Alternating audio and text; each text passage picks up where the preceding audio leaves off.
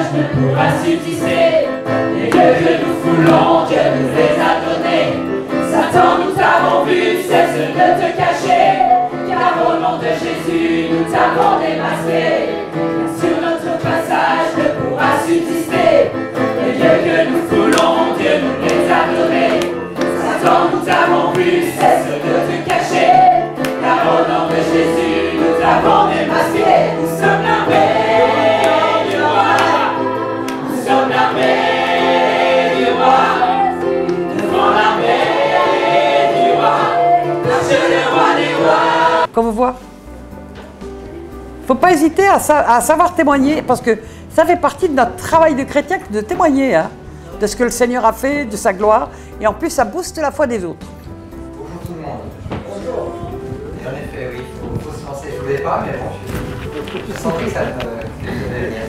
Donc, moi, cette nuit, j'ai fait un rêve ou un cauchemar, je ne sais pas ce que c'est, ou plutôt j'ai vécu une intrusion spirituelle. Je le dis avec mes mots comme je le sens, je ne sais pas si c'est une erreur ou pas, mais en fait, j'étais dans mon sommeil et quelqu'un essayait de m'étouffer en appuyant. Alors, c'était pas Dieu, hein? Non, je pense pas, non.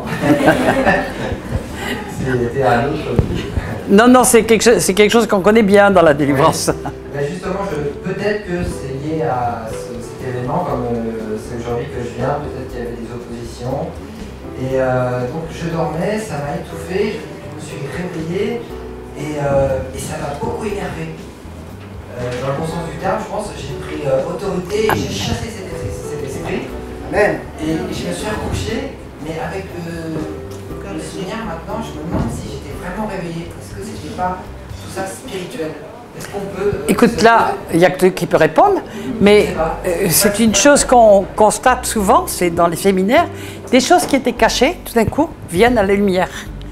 Et les personnes découvrent qu'il y avait un esprit qui étouffe, qui oppresse, hein, qui opprime, dont on n'a pas conscience en temps naturel, et tout d'un coup, les Seigneurs montrent que c'est bien un esprit, et tu prends l'autorité, c'est très très bien, puis quelquefois ça doit être suivi d'une délivrance, parce que ça a été fait spirituellement, et puis il va falloir le faire physiquement.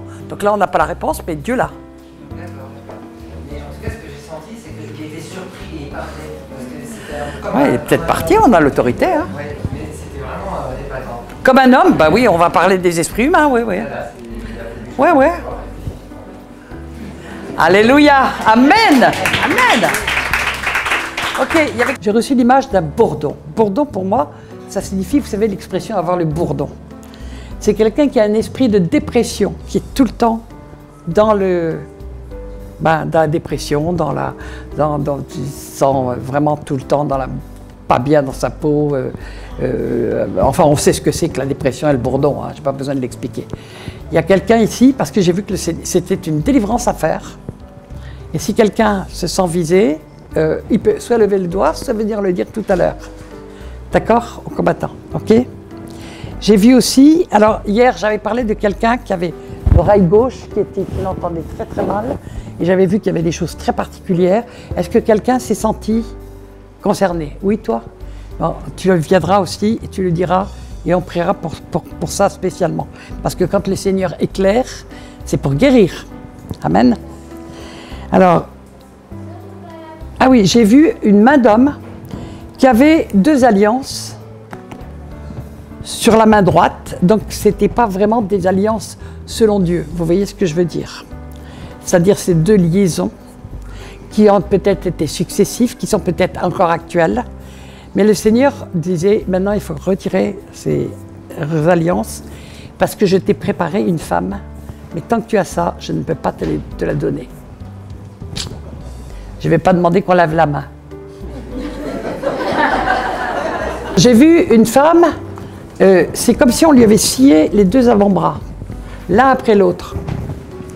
Alors, bien sûr, c'est dans le spirituel, c'est de la sorcellerie qui a été faite.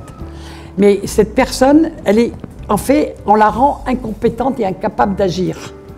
Même sa volonté, elle est complètement sous emprise, elle ne peut rien faire. Et cette personne, vraiment, c'est quelque chose, c'est de la sorcellerie qui a été faite. Peut-être que la personne n'a pas tout à fait conscience, parce qu'à mon avis, ça dure depuis longtemps. Mais c'est réellement, je voyais que c'est comme si elle ne pouvait rien faire, parce qu'elle n'avait pas l'usage les bras, ça nous sert à faire des tas de choses. C'est comme si on lui avait privé de l'usage de ses bras, c'est-à-dire de la liberté d'agir. Est-ce qu'il y a quelqu'un qui se sent concerné ici? Toi? Oui? Peut-être qu'il y en a d'autres, je ne sais pas. Parce que c'était vraiment très net, hein. Je voyais scier, carrément. C'était vraiment quelque chose d'assez méchant. Alors j'ai vu aussi un petit avion, et moi quand le Seigneur me donne l'image d'un petit avion, il me parle toujours d'évangélisation, c'est-à-dire c'est quelqu'un que le Seigneur va envoyer. Alors c'était un petit avion et il avait comme des ailes de papillon, et puis je le voyais qu'il commençait à remuer ses ailes pour s'envoler. Donc le Seigneur est en train d'équiper quelqu'un pour aller, et sur un plan régional, parce que selon les avions, je sais ce que le Seigneur va faire, et puis pour aller sur un plan régional, et pour pouvoir aller évangéliser, et le Seigneur va le lever. Merci Seigneur, c'est toi qui vas le désigner. Tu vas lever quelqu'un, tu vas peut-être lever d'autres personnes cette semaine. Et j'ai vu qu'il levait quelqu'un. Et puis alors, le papillon, je pense que c'est une femme que Dieu va lever. Voilà, Dieu désigne. Amen. Amenez-la. Amenez-la. Dieu désigne. Alléluia. 2, amen. On les amène parce qu'on va prier pour elle.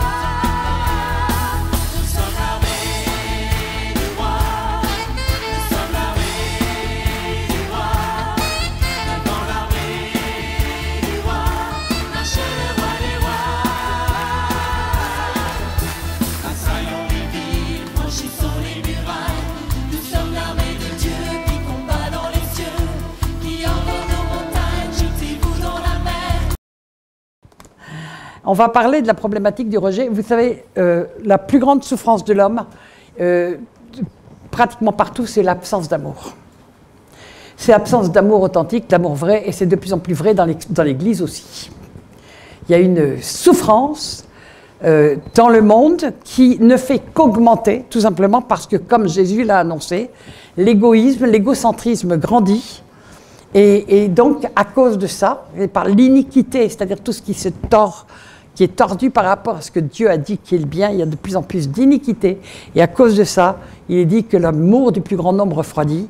Mais c'est vrai non seulement dehors, mais c'est vrai aussi dans l'Église. D'accord? Et donc, c'est une souffrance terrible. Et cette souffrance, elle n'a pas commencé maintenant. Elle a commencé exactement à la chute. Parce que Dieu est amour. Comme l'homme séparé de Dieu, il lui manque l'essentiel, il lui manque l'amour divin. Alors, il y a des ersatz d'amour qu'on a en français, nous n'avons pas les mots qui sont donnés, par exemple, en hébreu ou en grec, où il y a des formes d'amour très différentes. On nous parle de l'amour, par exemple, filié, qui est un amour, je dirais, tout simplement un amour de sympathie. Hein.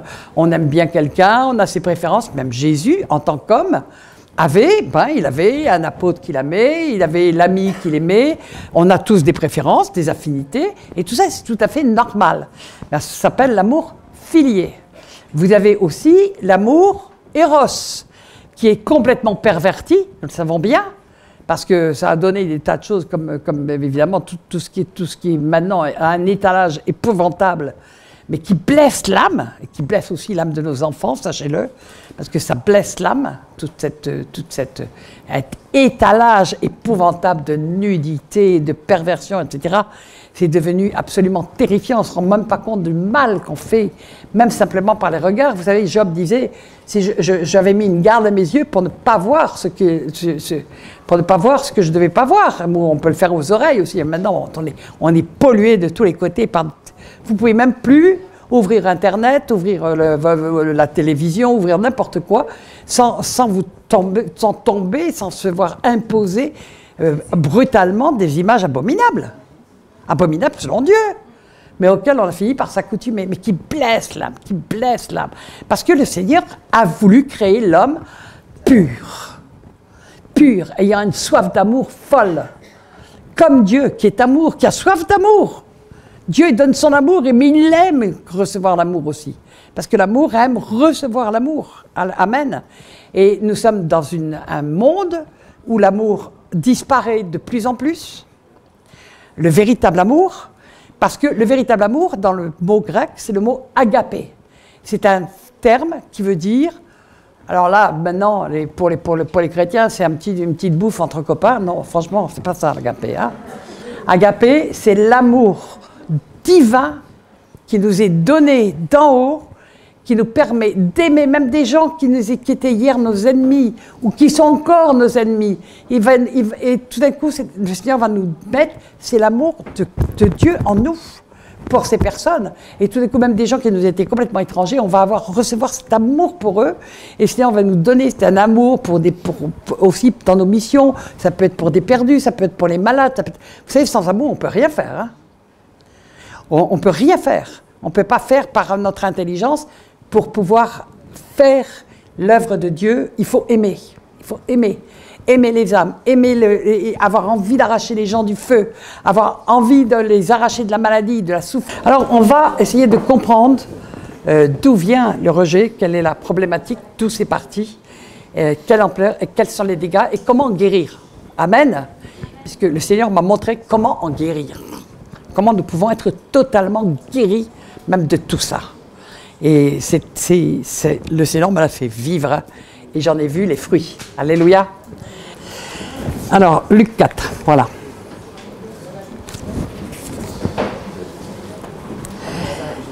À partir du verset 17, donc Jésus rentre pour la première fois dans une... Oui, ben c'est la même chose. Si je me mets là, je n'arrive pas à lire ma Bible. C'est un peu compliqué.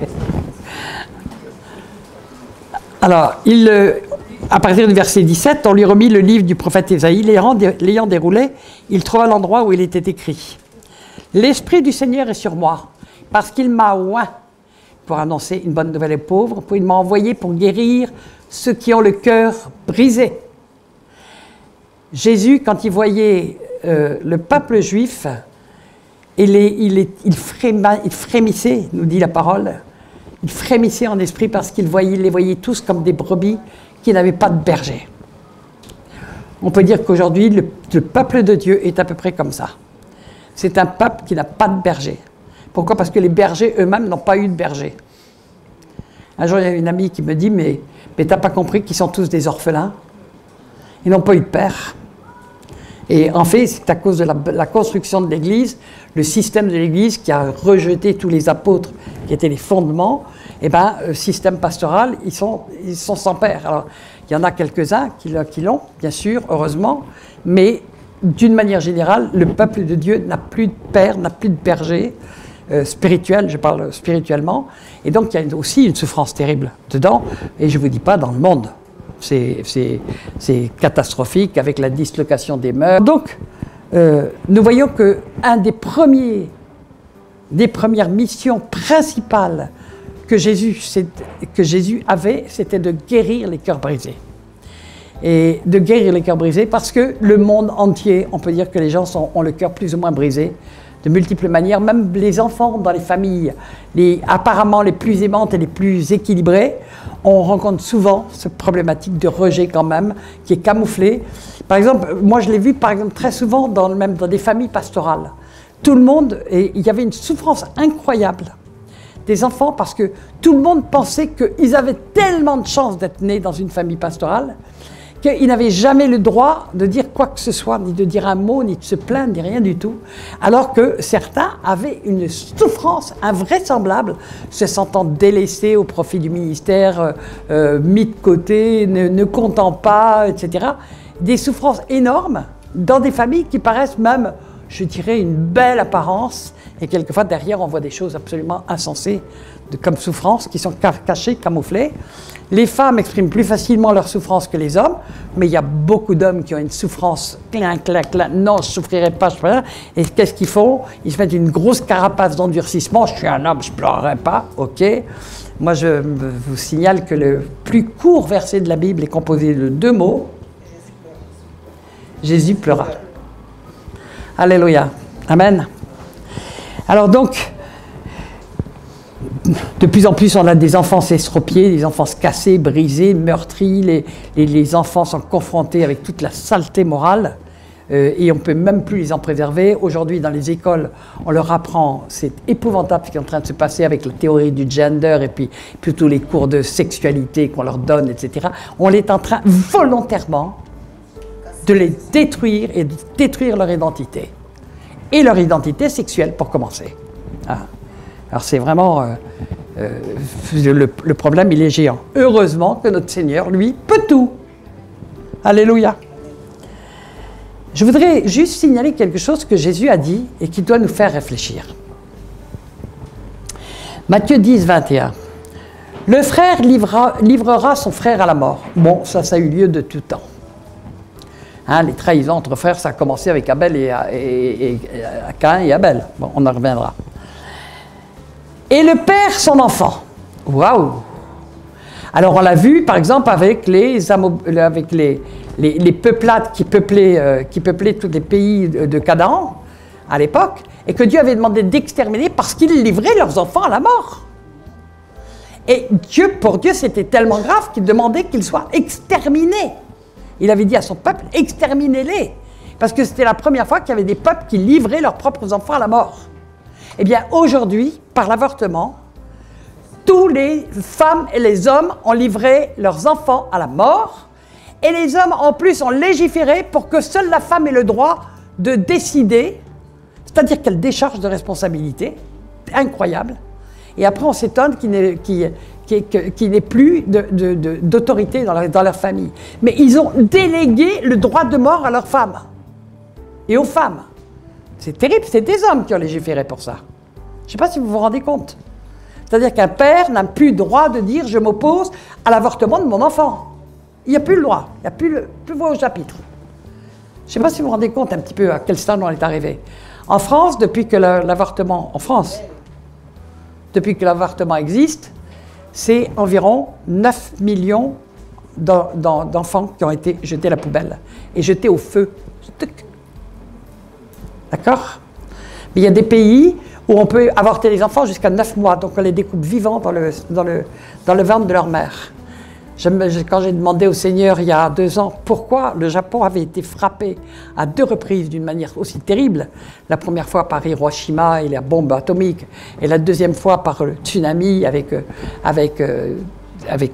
plus, il y avait eu le tremblement de terre, le tsunami, et puis bien sûr la centrale atomique qui n'a pas fini de faire des dégâts, hein, mais le camoufle, mais ça n'a pas fini, plus toutes les eaux autour, hein, d'accord? Et j'ai dit, mais Seigneur, pourquoi ce pays est-il frappé comme ça? Puis il m'a montré que le Japon avait été le premier pays qui avait autorisé l'avortement jusqu'à 9 mois avant la guerre. Ça avait été stoppé juste après la guerre parce que tout simplement, il y avait eu tellement de morts qu'il fallait repeupler un petit peu le pays. Et puis ils l'ont remis très vite. Et dans ce pays, on peut avorter jusqu'à 9 mois, vous m'entendez bien? Et on découpe les enfants vivants et les femmes japonaises ne veulent pas de la pilule par peur des effets secondaires et elles préfèrent avorter. Alors il y a des avortements en pagaille et ils peuvent avorter 4 mois, 5 mois, 6 mois, 7 mois, 8 mois, 9 mois. C'est impressionnant. Avorter et on découpe les enfants vivants pour les faire sortir. Donc je ne vous dis pas ça pour vous faire peur, il faut simplement ouvrir les yeux sur ce qui se passe et les jugements qui arrivent. Puis j'ai demandé au Seigneur, mais Seigneur, il se passe la même chose en Chine. En Chine aussi, ils ont fait la politique de l'enfant unique, les avortements dans tous les sens, et puis on peut avorter jusqu'à 9 mois, et puis il y a certainement beaucoup de filles qui ont été tuées alors qu'elles venaient de naître, hein, parce qu'il fallait des garçons, et tout est... Et puis j'ai dit, mais Seigneur, pourquoi il n'y a pas eu les mêmes calamités sur la Chine? Alors déjà, le Seigneur m'a montré qu'il y avait eu beaucoup de calamités sur la Chine, mais qu'on ne les connaît pas toujours, parce qu'elles sont souvent tues. On connaît les calamités naturelles, mais il ne faut pas oublier qu'il y a eu des milliers, des millions, des dizaines de millions qui ont été tués par le communisme. Hein, il ne faut pas l'oublier. Et puis le Seigneur m'a montré qu'aujourd'hui, il y avait un très grand réveil chrétien en Chine, extraordinaire, et que ça a arrêté la main de Dieu. Amen. Alléluia. Mais nous devons comprendre que la parole de Dieu s'applique toujours. Alors, c'est le pire des rejets, hein, de prendre son enfant et de le jeter à la poubelle. Bon, ok. Pour Dieu, il est dit dans la parole que c'était des choses qui n'étaient même pas venues à son esprit. En fait, Dieu sait tout. Mais c'est vraiment pour montrer que pour Dieu, c'est monstrueux. Que les parents en arrivent. Et Jésus continue en disant, les enfants se soulèveront contre leurs parents, ok, donc la rébellion totale, et les mettront à mort. Et c'est ce qui est en train de se profiler partout maintenant, l'euthanasie. Ça commence par, oui, mais parce qu'ils souffrent. Puis maintenant, c'est, en France, ils n'ont pas appelé ça l'euthanasie, ils ont appelé ça la sédation profonde. Non, mais de qui on se moque? De qui on se moque? Vous savez ce que c'est que la sédation profonde? On laisse crever les gens de faim et de soif. Mais pour qu'ils ne souffrent pas trop, on leur met une sédation, on les met en état de coma, point final, et on les laisse crever. Et bien sûr, oh mais on leur a demandé leur consentement. Mais attendez, des gens qui sont malades, qui sont manipulables, qui sont faibles, qui sont seuls, attendez, ce qui est en train de se profiler, c'est maintenant le rejet de tous les vieux, des parents qui coûteront trop cher, des retraités. Nous, comme nous y sommes, nous le voyons arriver, ayant les yeux ouverts, ceci avait été annoncé par Jésus. Alors, la calamité, elle est tombée, en fait, exactement à la chute. Alors, pour ça, on va essayer de remonter un petit peu en Genèse 3.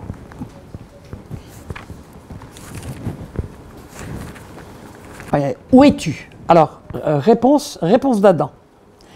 Il répondit, j'ai entendu ta voix dans le jardin. Ah oui, mais même pécheur, on peut entendre la voix de Dieu. Hein? J'ai eu peur. Ça, j'ai souligné ça, mais nous allons en reparler, ça. Ce sentiment qui vient de rentrer dans le monde qui n'avait jamais existé avant.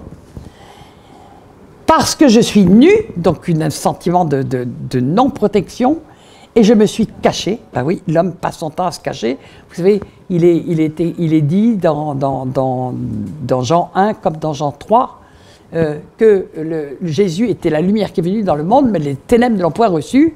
Et les hommes n'en ont point voulu parce que leurs œuvres étaient mauvaises. Donc l'homme se cache avec ses œuvres mauvaises. L'Éternel Dieu lui dit, qui t'a appris que tu es nu? Est-ce que tu as mangé de l'arbre dont je t'avais défendu de manger? Donc il lui pose deux questions auxquelles Adam aurait dû répondre. Je me suis sorti nu parce que j'ai reconnu que j'ai péché. Et j'ai péché, c'est à moi que tu avais dit, parce que c'était Adam, Ève n'était pas créée, que Dieu avait dit, nous y reviendrons, parce que nous verrons que la parole a déjà été tordue. C'était à Adam seul. Adam avait transmis à Ève, mais c'était Adam qui avait la responsabilité de garder la parole de Dieu intacte et intègre, et d'empêcher sa femme de se laisser séduire. Il était à côté d'elle. Nous dit la parole auprès, ça veut dire à côté. Il a laissé faire. Il s'est déjà démis de ses responsabilités. Donc il aurait dû dire oui, je reconnais que j'ai péché. C'est ça que Dieu fait toujours par ces questions. Il te donne à l'homme l'occasion de reconnaître sa faute. Et qu'est-ce qu'a fait Adam? Il a compris que Freud allait arriver un jour.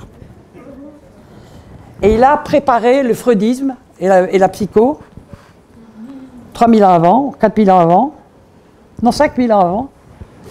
Et il a tout de suite compris qu'il fallait savoir prendre la tangente.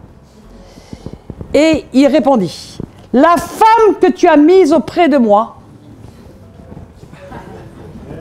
c'est plus celle qui ose de ses os, chair de sa chair, c'est la femme, hein, c'est plus ma femme, c'est la femme que tu as mise, donc Dieu c'est ta faute, tu m'en aurais donné une autre, jamais ça me serait arrivé. Hein? Oui, et puis, vous savez, c'est toujours la même chose aujourd'hui. Les gens sont toujours en train d'accuser le père, la mère, la grand-mère, la psycho. Oh oui, mais toi, tu n'as rien fait. Toi, tu étais super. Mais c'est à cause de ton père, de ta mère. Bah oui, tu te rends compte. Oh là là, le pauvre. À 3 ans, il avait voulu une tartine de confiture. Sa grand-mère lui a pas donné. Non, mais vous vous rendez compte? C'est normal que depuis, il est tué père, mère, grand-mère, frère, sœur. Bah oui, quoi. Il a des bonnes excuses. Bon, ok. Mais c'est ça, hein, c'est ça, c'est vraiment le système de la psychologie maintenant, il excuse tout. Et des tribunaux relâchent des gens qui sont les pires criminels en disant « c'est pas de sa faute, c'est un malade ». On prend les criminels les plus épouvantables, c'est des malades.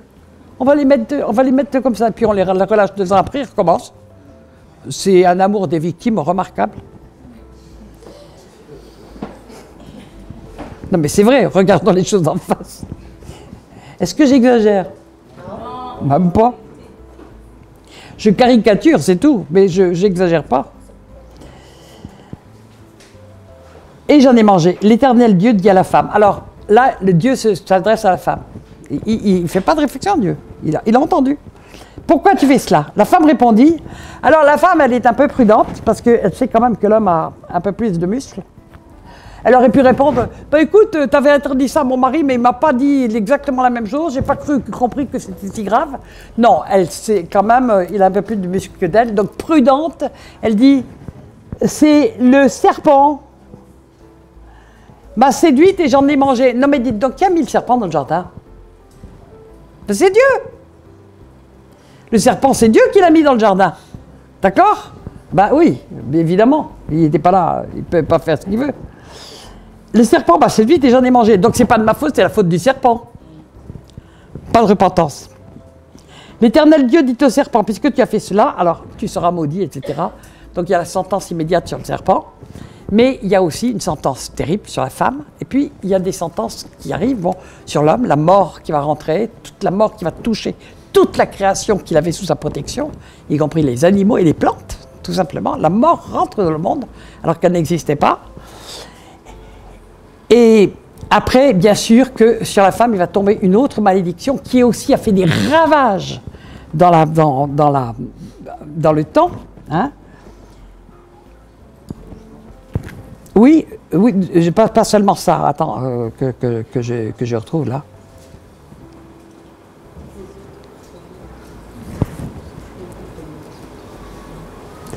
Il dit à la femme, verset 16, « J'augmenterai les souffrances de tes grossesses. »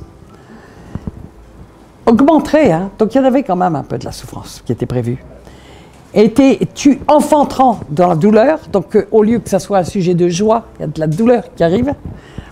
Et tes désirs se porteront vers son mari, ben oui, elle n'a plus Dieu comme protecteur, donc elle va chercher la protection auprès de son mari, et son mari devrait la protéger, et en fait, mais il dominera sur toi. C'est-à-dire que l'homme va en profiter pour dominer sur elle, et nous voyons les ravages que ça a fait partout, et notamment dans des religions comme l'islam, partout où il y a de la polygamie, mais même partout, et même dans les églises, je veux dire qu'il y a un machisme chronique qui est pénible, qui commence à se gommer un petit peu maintenant, mais quand même, qui est quand même omniprésent. Hein, c'est vraiment et qui a amené un nombre de souffrances pour les femmes qui sont inimaginables. Bon, nous, bon Européens, on a été un peu préservés, puis on a évolué un peu. Mais aller dans les pays polygames, ou aller écouter les gens qui viennent de l'islam ou les femmes qui viennent de l'islam, elles nous disent, mais on n'était rien, on n'existait pas. On nous faisait tout le temps comprendre qu'on n'était rien. Juste bonne pour porter des enfants, point final, faire le ménage, la vaisselle. On n'était rien, comme si on était sans personnalité, sans avoir le droit de penser, sans avoir...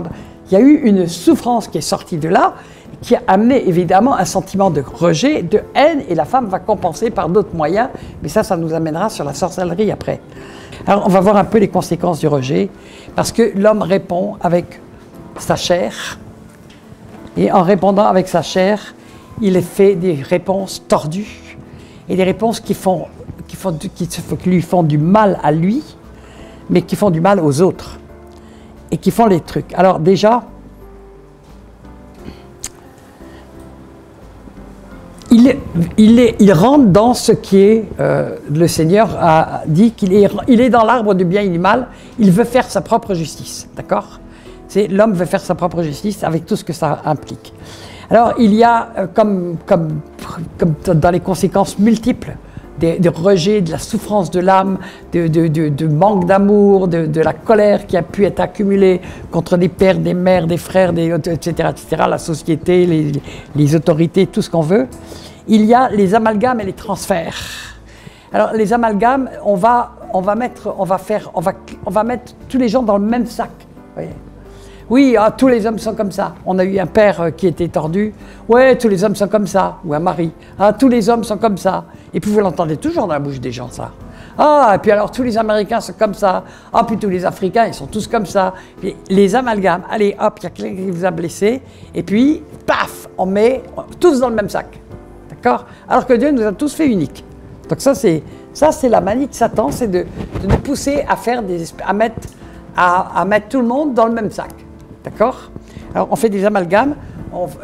Une femme nous a fait du mal ou une mère nous a fait du mal et on va désormais considérer que toutes les femmes, c'est des Jézabel, c'est des dominatrices, c'est des mauvaises, elles sont là pour écrabouiller. Etc. Et puis, on fait des amalgames comme ça et puis, on va faire des transferts parce que quand on est de la colère, cette colère qui est là, elle ne part pas. Elle ne part jamais, la colère. Elle ne part qu'en Jésus et avec le pardon. On aura l'occasion de parler. Elle ne part pas, cette colère. Au contraire, elle peut s'amplifier. Nous l'avons vu avec Caïn et les mecs. Elle s'est amplifiée de 7 fois à 77 fois. Et là, c'est lui qui veut faire sa propre vengeance 77 fois. Donc, elle s'amplifie, cette colère, avec le temps. Parce qu'elle ne trouve jamais d'exutoire. Et l'exutoire qu'elle va trouver, c'est toujours de transférer sur d'autres. Donc, ça va être sur les plus faibles qui sont à côté. Nous l'avons vu avec Caïn. Contre qui était-il en colère? C'est Dieu qui avait rejeté. Contre qui s'est-il retourné? Contre son jeune frère. D'accord? Donc il y a toujours un transfert de la colère. On prend les gens qui sont à portée. Ça va devenir nos pitching balls. Alors ça peut être l'épouse. J'en sais quelque chose avec mon mari, hein, je vous le dis tout de suite. Ça va être l'épouse, mais ça va être les enfants, ça va être tout ce que... Ça va être les subordonnés si on est en position d'autorité. Et c'est sur eux qu'on va exercer notre vengeance sans qu'elle nous satisfasse jamais. Donc, tant qu'on n'a pas abandonné la colère, il n'y a rien à faire. Elle va continuer. Vous savez que la chose dans laquelle nous sommes le plus confrontés dans la délivrance, c'est la colère. Nous étions des enfants de la colère, nous dit la parole. Parce que nous naissons en colère, d'abord parce que nous naissons pécheurs, et nous naissons privés de la gloire de Dieu. Et nous sommes en colère parce que privé de la gloire de Dieu, ça veut dire aussi privé de l'amour de Dieu. Et qu'on va avoir que des ersatz d'amour qui seront plus ou moins bons et qui sont quelquefois l'horreur tout court. D'accord ? Avec l'abrisement, etc. Donc, on va transférer sur d'autres et tous les gens qui sont à notre portée et on peut toujours dire oui, non mais moi je ne vais pas refaire ce qu'on m'a fait. C'est toujours le contraire qui se passe parce qu'en réalité, on refait la même chose. Et il est écrit en Deutéronome 27, « Maudit soit celui qui méprise son père ou sa mère. » Maudit soit. Ça veut dire que quand on a pensé qu'on va être meilleur qu'eux, simplement, fait qu'on va faire encore pire qu'eux. C'est une malédiction. Et puis alors, ça se répercute de génération en génération. Et ça s'agrandit. C'est assez terrifiant parce que nous voyons actuellement ce qui est en train de se passer dans le monde, c'est l'accumulation de 5000 ans de colère, de propre justice. Et le monde arrive dans un état épouvantable qui fait dire à Isaïe 24, la terre croule sous le péché de la mort, de l'homme, le péché de l'homme, mais la terre est en train de vomir ses habitants. Ben oui, la terre va vomir ses habitants. Comme si elle était douée de pensée propre, mais elle est tellement la souillure de l'homme est arrivée à son comble, qu'il est écrit la terre va vomir ses habitants. Alors il va y avoir des volcans, des tremblements de terre, des trucs, des machins, des tas de choses comme ça, parce que la terre n'en peut plus, nous dit la parole. Mais c'est Dieu qui n'en peut plus, bien entendu. Ok. Alors donc, tous les gens qui sont à notre portée et sur qui nous avons autorité, c'est eux qui vont prendre, qu'on le veuille ou pas, tant qu'on n'a pas abandonné la colère. Bon. La conséquence, c'est le rejet de soi-même. Si on n'a pas été aimé, c'est sûrement pas parce qu'on ne méritait pas d'être aimé. Donc on va commencer à se développer des sentiments de culpabilité, de choses, et puis sans compter qu'ils sont souvent favorisés par des paroles. Vous savez, il est dit, la mort et la vie sont au pouvoir de la langue. Alors très souvent dans les familles, oui, tu ne seras jamais capable de rien, tu n'es qu'un fardeau, tu n'es qu'un poids, j'aurais mieux fait de ne pas t'avoir, enfin des paroles terribles, et qui sont, oh ben je le disais comme ça sans y penser, puis bam, une flèche, un couteau. Et puis les gens ont le cœur bien déchiré, brisé, et puis il y a la colère qui monte, la colère, la haine de soi, la rejet de soi, qui peut aller jusqu'au suicide. Et puis, bien sûr, au meurtre. Hein, la haine de l'autre, la colère contre l'autre, qui peut aller au suicide ou au meurtre. Alors, mais qui arrive aussi à l'autodestruction sous toutes ses formes. Et là, nous retrouvons toutes les formes d'addiction, l'alcool, la drogue, tout ce qui est autodestruction par tous les adjuvants possibles, inimaginables et tous les trucs. Et ça, c'est un des trucs du rejet, vous voyez. Pour ça, quand on me dit « Oh là là, il y a un tel qui fume, qu'est-ce qu'ils ont fait ?» Je dis « Mais laissez, Dieu va faire parce qu'il faut d'abord qu'il soit guéri du rejet. La cigarette, elle va partir derrière toute seule. Arrêtez de regarder à ce qui se voit. Parce qu'il peut y avoir des problèmes gigantesques dans le fond de l'âme et Dieu veut commencer par le fond Et puis après, tout ça, ça partira tout seul. Alors, t'es un chrétien, fume pas. Je dis, non, mais ça... Il ne s'occupe pas de savoir si la personne n'a pas 300 démons et des souffrances monumentales et des choses, et vous appelez ça de l'amour, moi pas. Bon. Et je dis, bon, bah, si quelqu'un fume dehors, bah, je le regarde, je dis, bon, celui-là, il a encore besoin de guérison. Point barre. Et vous savez ce qui se passe, c'est que l'année suivante, on les revoit, ils ne fument plus. Alléluia, Dieu a fait son œuvre en son temps. Et avec sa façon à lui. Alors il y a vraiment la fuite aussi. Aujourd'hui, jamais l'homme a tant fui. Et Satan va lui donner tous les moyens de fuir. Alors, fuir, on a parlé de toutes les addictions, mais il y a d'autres addictions qui sont arrivées maintenant, qui sont monumentales. Tous les cadrans qu'on a, les jeux vidéo, l'Internet, les trucs, et puis les jeunes là avec leur SMS, leur Facebook, etc. Ils ont 3 millions d'amis, mais il n'y en a pas un juste à côté, simplement que le jour où ils ont un problème. Non mais c'est impressionnant, c'est de la fuite, c'est de l'illusion, la fuite dans les vacances, il va y avoir ces exodes massifs où les gens croient qu'ils vont avoir une meilleure vie en partant à un mois, et c'est vrai, ils laissent quelques démons à la maison parce qu'on parlera de la territorialité des démons, donc ils ont un sentiment d'être un peu moins opprimés, hein, parce qu'ils ont laissé les démons à la maison, mais quand ils reviennent, ils retrouvent leurs démons et ils en ont ramené d'autres en général. Bon, ok.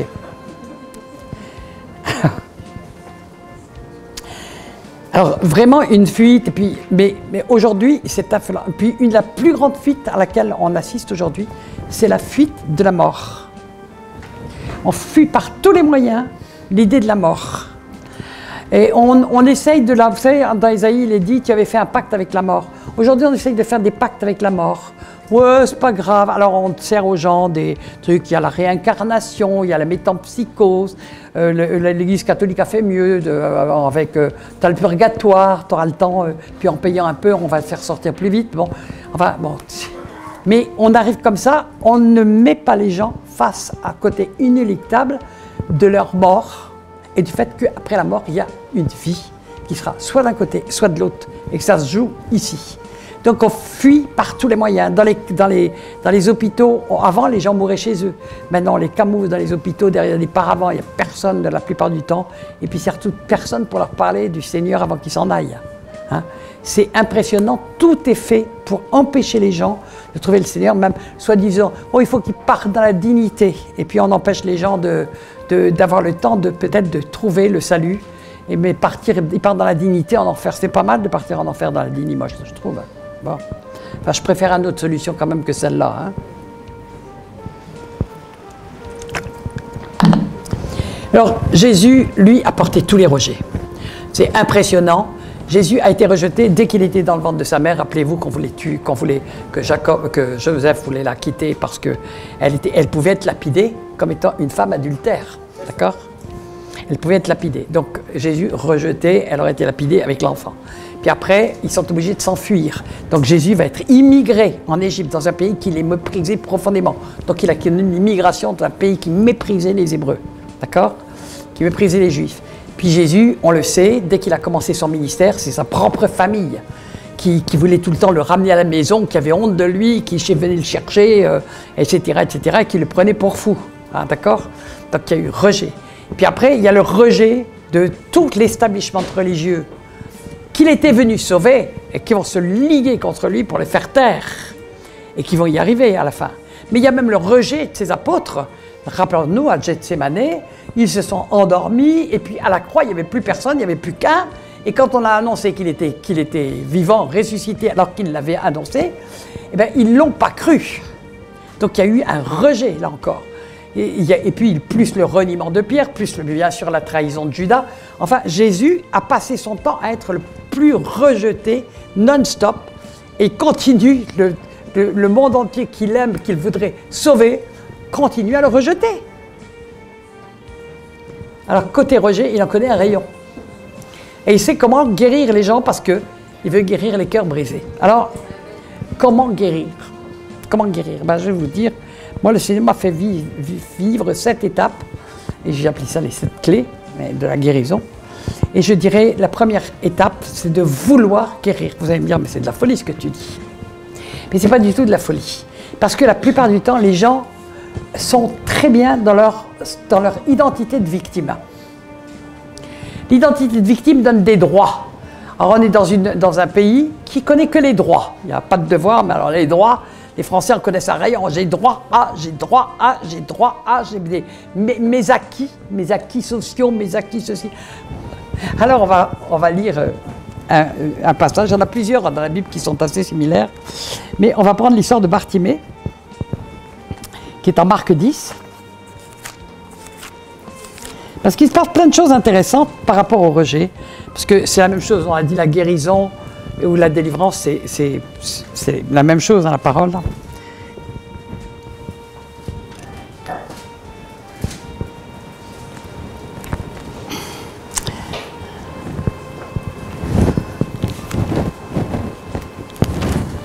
Voilà, ça va partir du verset 46. Ils arrivèrent à Jéricho et lorsque Jésus en sortit avec ses disciples et une assez grande foule, le fils de Timée, Bartimée, mendiant aveugle. Voilà, l'identité de Bartimée, il est fils de Timée, mendiant aveugle, c'est ça, son identité sociale et son identité tout court, c'est ça, c'est un mendiant aveugle. Il est probablement, depuis qu'il est tout petit, il a toujours été aveugle. Il était assis au bord du chemin. Il entendit que c'était Jésus de Nazareth et il se mit à crier « Fils de David, Jésus, aie pitié de moi !» Plusieurs le reprenaient pour le faire taire. Dans d'autres, il est mis ceux qui marchaient devant. On pourrait dire les leaders le reprenaient pour le faire taire. Parce qu'il n'était pas important à leurs yeux. Mais laisse-le mettre tranquille, tais-toi, Bartimée, tu fais trop de bruit. Écoute, Jésus, il a des choses trop importantes à faire que de s'occuper de toi. Écoute, mets un peu la sourdine. Hein? Mais il croit bien faire. Mais ce n'est pas du tout la vie de Jésus. Alors, il criait beaucoup plus fort, « Fils de David, aie pitié de moi !» Il veut sa guérison. Il veut. Jésus s'arrêta et lui dit, « Appelez-le !» Ils appelaient l'aveugle en lui disant, « Prends courage, lève-toi, il t'appelle. » Moi, j'aime beaucoup ces trois phrases, parce que c'est un peu ce qu'il nous dit à chacun d'entre nous. « Prends courage, lève-toi, il t'appelle. » Il nous appelle tous. Amen. L'aveugle jeta ce manteau. C'est quelque chose de très intéressant comme geste. Parce que son manteau, c'est un peu son identité d'aveugle qui lui permet d'être reconnu comme le seraient les cannes blanches maintenant. Mais c'est ce dans quoi il s'enveloppe l'hiver, c'est ce qui doit lui servir de couverture la nuit, ce par lequel on peut le reconnaître, c'est son identité. Vous voyez? Il jette son manteau. Il veut vraiment être transformé, changé, renoncer à tout son système de vie d'aveugle, avec tout ce que ça implique, même l'extérieur, et se levant d'un bond, vint vers Jésus. Jésus, prenant la parole, lui dit « Que veux-tu que je te fasse ?» Rabboni, lui répondit l'aveugle, « Que je recouvre la vue. » Attendez, pourquoi Jésus lui pose cette question comme si ce n'était pas évident? Eh bien, c'est tout sauf évident. Parce qu'il veut qu'il formule vraiment ce qu'il veut. Pourquoi? Parce que s'il guérit, c'est terminé, il change complètement d'identité. C'est plus une victime, c'est plus un handicapé, c'est plus un infirme, c'est maintenant un homme qui va devoir apprendre un métier, prendre ses responsabilités, peut-être fonder une famille, et qui n'aura plus aucune raison pour que les autres s'occupent de lui, le prennent en charge, lui donnent à manger, lui donnent un toit. C'est-à-dire qu'il va devoir changer radicalement d'identité. Vouloir guérir du rejet, c'est vouloir changer radicalement d'identité. Passer de l'identité de victime à celui de plus que vainqueur. Amen. Arrêtez d'être le centre de l'attention en pleurant sur tous ces problèmes et tous ces bobos, même s'ils sont énormes, et dire « Je suis une nouvelle créature en Jésus. Et maintenant, je décide que je suis une nouvelle créature. Je suis la créature la plus privilégiée qui soit. Parce que je suis dans le royaume de Dieu. Parce que je sais où je vais. Je sais d'où je viens. Je n'ai rien à craindre parce que Dieu est avec moi. Il est ma forteresse, il est mon bouclier. Il a promis des tas de promesses qu'il va tenir. Et qu'est-ce que j'ai encore à vouloir pleurer? Mais c'est moi qui ai reçu des choses extraordinaires que je dois partager avec les autres. Je dois partager le salut, je dois partager l'évangile, je dois partager la guérison, je dois partager la délivrance. Donnez gratuitement ce que vous avez reçu gratuitement. On a reçu tout ça gratuitement. Amen. Donc on va changer complètement d'identité. Désormais, on ne va plus être des victimes, tout le temps prises en charge des nouveautés. Excusez-moi, mais la plupart des églises, hein, alors si c'est pas des comment on appelle, des crèches à nourrissons, c'est des mouroirs, ou bien alors, excusez-moi, c'est des hôpitaux, et avec des gens qui demandent toujours des infirmières et des infirmiers, et puis des... Hop, attendez, oh. Et oh, où ils sont les plus que vainqueurs? On a beau chercher, on ne trouve pas, hein? Enfin, ils sont rares. On les reconnaît quand même, parce qu'il n'y en a pas beaucoup, on les reconnaît. Donc, changement d'identité radical, on veut arrêter d'être là, en train de pleurer sur soi, en train de toujours pleurer, d'attirer les autres et la compassion des autres qui n'est que de la pitié, c'est pas de la compassion, qui est que de la pitié, et toujours culpabiliser les autres, en plus, de tout ce qu'on nous a fait, et toujours culpabiliser le monde entier des autres. Non, c'est le contraire. C'est nous qui devons maintenant être envoyés pour pouvoir aller amener la bonne nouvelle, libérer les captifs, guérir les malades. C'est l'ordre de Jésus. Changement radical d'identité. Hein? Parce qu'il n'y avait que ça dans le corps de Christ. Croyez-moi, même le monde le saurait. Mais ça commencerait par l'Église. Alléluia. Alors donc, ça c'est la première et la plus importante des clés. Ça suffit. Si tu es devenu enfant de Dieu, tu as changé d'identité et maintenant tu vas endosser ton nouveau manteau qui est un manteau de joie et puis un manteau de deuil. Bartimée avait un manteau de deuil, il l'a lâché pour le remplacer par un manteau de joie. Amen. Et ça ne doit pas être factice, ça doit être appuyé sur ce que Dieu a dit. Mais si nous ne sommes pas des enfants de Dieu, nous n'allons pas comprendre. Eh bien, il va peut-être falloir décider de devenir enfant de Dieu. Amen. Alléluia. Deuxième chose,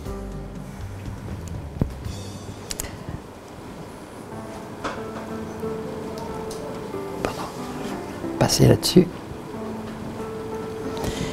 Arrêtez de se servir comme justificatif de tous ces traumatismes passés réels, des blessures du passé réelles, des trucs, tout ce qui nous a été fait qui peut être tout à fait réel et quelquefois abominable, pour justifier nos mauvais comportements.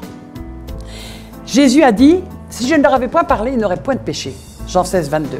Mais maintenant, ils n'ont plus aucune excuse pour leur péché. Aucune, c'est aucune.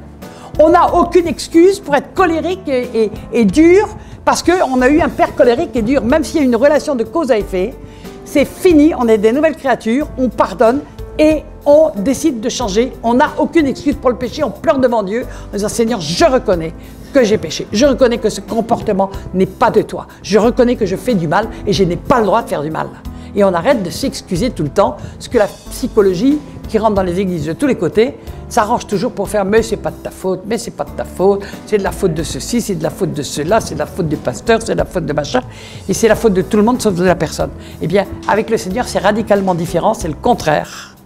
Il nous demande de lui laisser toute notre propre justice vis-à-vis des autres, et puis de regarder ce que nous avons fait. Et moi, le Seigneur, quand il a commencé à me guérir, parce que j'avais des blessures épouvantables, et j'étais tout le temps en train, il y avait des gens contre lesquels j'avais de la colère à cause de tout ce qu'ils m'avaient fait, et je mijotais ma colère depuis 50 ans, hein, à peu près. Et en fait, le Seigneur m'a montré que ça avait commencé à 18 mois, j'avais commencé à haïr ma mère. 18 mois. Hein. Ça peut remonter loin, hein, mais j'avais pris conscience de cette haine vers l'âge de 13-14 ans.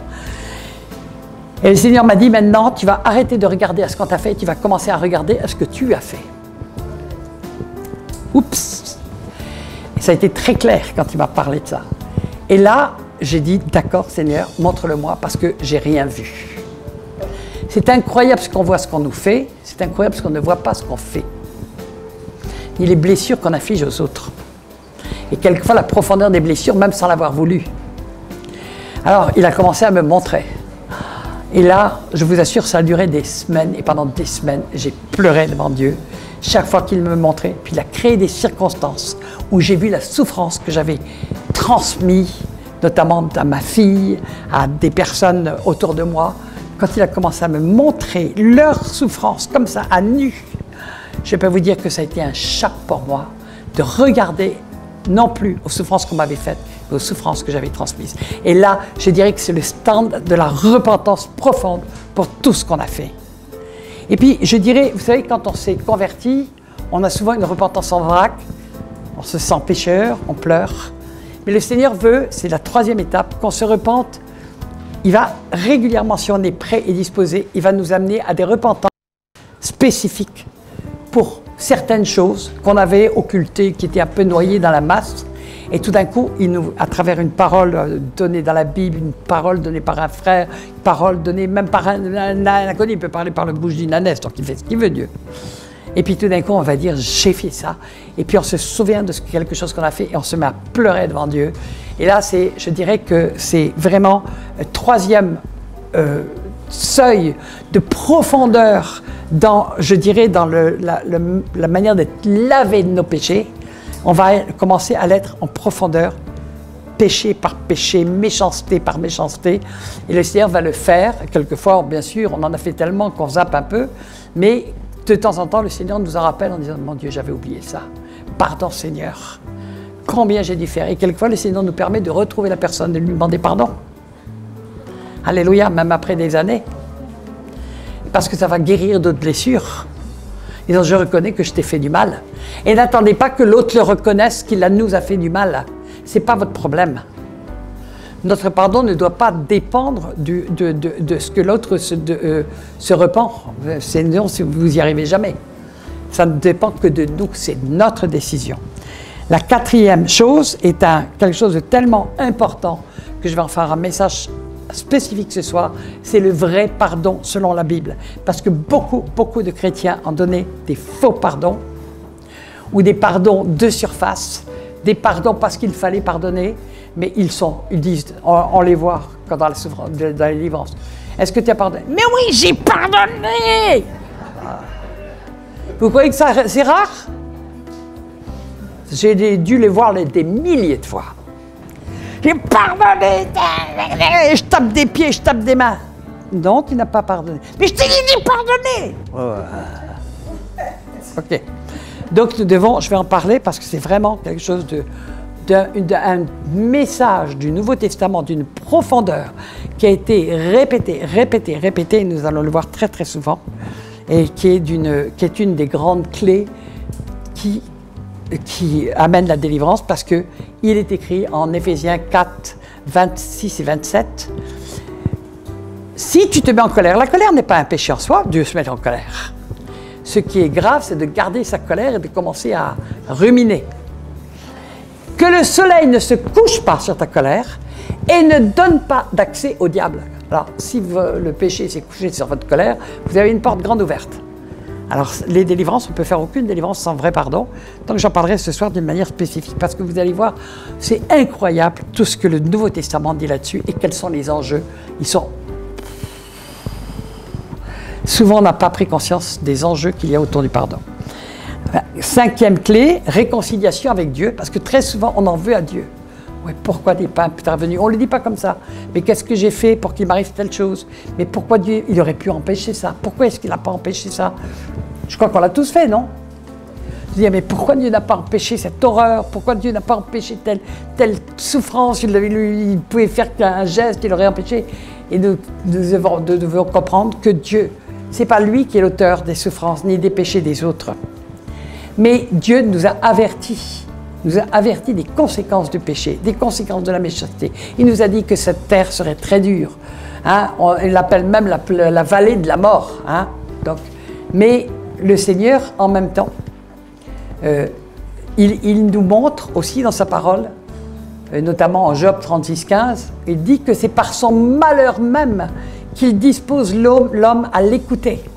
Et c'est souvent parce que Dieu se sert de toutes nos souffrances et de tous nos malheurs et de tout, soit pour nous attirer à lui, soit pour nous transformer. Amen. Amen. Alléluia. C'est pas lui qui est l'auteur de la souffrance, mais c'est lui qui se sert de nos souffrances pour nous attirer à lui et nous transformer. Et nous devons comprendre ça. Donc nous devons nous réconcilier avec Dieu. Parce que si je pose la question, combien d'entre vous sont venus au Seigneur à cause même du fait que leur vie était détruite, brisée, qu'ils étaient dans une souffrance aiguë, etc. Levez la main. Voilà. Pratiquement tout le monde. Pratiquement tout le monde. Sauf cas rare, la plupart des gens sont venus à Dieu à cause de leur souffrance. Et ils ont été disposés à entendre Dieu et à chercher Dieu au moment et au cœur de la souffrance. Et si nous voulons reconnaître la vérité, c'est que nous prions beaucoup mieux quand nous sommes au cœur de la souffrance que quand tout va bien. Bah oui. Amen. Il faut être simple. Hein? Quand tout va bien, ouais, tout va bien grâce au Seigneur. Le lendemain, il y a... Blah. Mais qu'est-ce que j'ai fait à Dieu pour qu'il m'arrive ça? Et on est en train d'accuser Dieu. Ah ben, écoutez, c'est de Dieu que viennent les maux et les biens. Il se sert des maux pour nous amener dans le bien. Alléluia, et dans la transformation. Et ça commence par nous changer d'identité d'enfant du diable pour devenir enfant de Dieu. C'est quand même un beau changement d'identité. Hein? Réconciliation avec soi-même. Curieusement, beaucoup de chrétiens continuent dans la culpabilité, à s'en vouloir. Non, pourquoi j'ai fait ça? J'aurais pas dû faire ça. N'arrivent pas à se pardonner quelque chose. N'arrivent pas à lâcher un truc qu'ils ont fait qui a eu des conséquences, mais n'arrivent pas à se pardonner. Eh bien, il faut aussi se pardonner. Quand Jésus a dit que le premier commandement, le deuxième commandement, c'était d'aimer son prochain comme soi-même. Alors attendez, quand on se hait soi-même et quand on s'en veut, c'est un peu un problème pour arriver à aimer l'autre. Ok? Il faut vraiment être libéré de toutes ces culpabilités. Donc il faut les mettre à la lumière. Et enfin, la 7e clé, c'est que vous savez, derrière tous ces trucs, la haine, la colère, la souffrance, les addictions, les machins, toutes ces conséquences, les tentatives de suicide, les envies de meurtre, les esprits de meurtre qui nous mettent à l'état de meurtrier. C'est Jésus qui l'a dit. Eh bien, il y a des démons, il y a des esprits méchants, et surtout des esprits de colère, de rage, de haine, de rancune. C'est par là qu'on commence dans les séminaires de délivrance, parce qu'il y en a un paquet. Dieu connaît chacun, il connaît tout, et même au-delà, même ce que vous avez oublié, Dieu ne l'a pas oublié. Dieu connaît toutes les souffrances. L'homme a un art, c'est presque de la survie quelquefois, de camoufler ses souffrances ou de les oublier ou de les enterrer ou de les mettre comme moi j'avais fait dans des blocs de glace. J'appelle ça les blocs de glace de la mémoire. On ne veut plus que ça émerge, etc. Et pourtant ils sont là, ils font de l'effet dans nos comportements et dans nos trucs et dans notre relation avec le Seigneur. Et il nous empêche d'avoir la paix, de trouver vraiment la paix et la joie que Jésus a promis. Je suis venu, je vais vous donner du repos pour vos âmes, le repos pour l'âme. Les âmes sont fatiguées de toutes ces souffrances, de ces colères, de ces trucs. Ils n'en peuvent plus. Et Dieu veut donner du repos pour notre âme. Qui d'autre que Jésus peut donner le repos pour l'âme? Personne. Mais tout le monde le veut. Tout le monde le veut. Oui. Alléluia. Alors on va s'arrêter, on va prendre... Maintenant, je sais qu'il y a beaucoup de souffrance dans tous les cœurs. C'est vrai. Il y a des gens qui ont été complètement guéris parce qu'ils ont passé ces processus d'une manière ou d'une autre. Mais ils sont vraiment dans la paix, dans la joie. Ils n'ont plus aucun problème de colère. Ils sont rares. Ils sont souvent parmi les combattants, comme par hasard. Parce que ça y est, tous ces problèmes ont été réglés, ils sont vraiment dans la paix, ils sont libres. Ils sont libres d'aimer Dieu, libres d'aimer les autres, libres de s'aimer eux-mêmes. Pas s'aimer pour se regarder dans la glace, ça n'a rien à voir. C'est-à-dire être en paix avec soi-même, c'est ça surtout. Être en paix avec soi. Alléluia. Et je sais qu'en fait, il y en a très peu qui sont vraiment dans cette paix parce que ça se voit. On les voit, vous savez, les gens qui ont une espèce de rayonnement de paix qui est sur eux, qui est de joie. Quelquefois, moi, j'ai des gens comme ça, je les rencontre, mais je dis, toi, t'es chrétien. Ça m'est arrivé une fois à la SNCF, à un guichet de gare. Il y avait le gars qui me servait, c'était un Africain d'ailleurs. J'ai dit, dis donc, toi, t'es chrétien, hein? T'es chrétien évangélique. Comment tu le sais? Je dis, tu rayonnes. Une fois, j'ai un électricien qui rentre chez moi aussi. Et puis, je regarde, puis je dis, toi, t'es un chrétien? Il me dit, oui, t'es un chrétien évangélique? Oui. Je dis, mais comment tu le sais? Rayonner de paix, ça se voit. Et le Seigneur a dit qu'on verrait de nouveau la différence. Je vous assure qu'on commence à voir la différence entre ceux qui marchent dans le Seigneur, dans la joie, dans la paix, et vraiment, tu vois, et puis les autres qui rament pour être des bons chrétiens. Alléluia.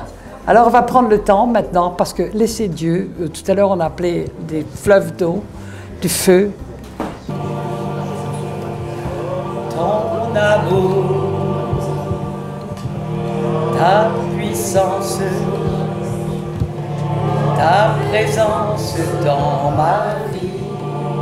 Et je veux t'adorer de tout mon cœur. Et je veux t'adorer de toute ma force. Et je veux t'adorer de toute mon âme. Car tu es mon Dieu.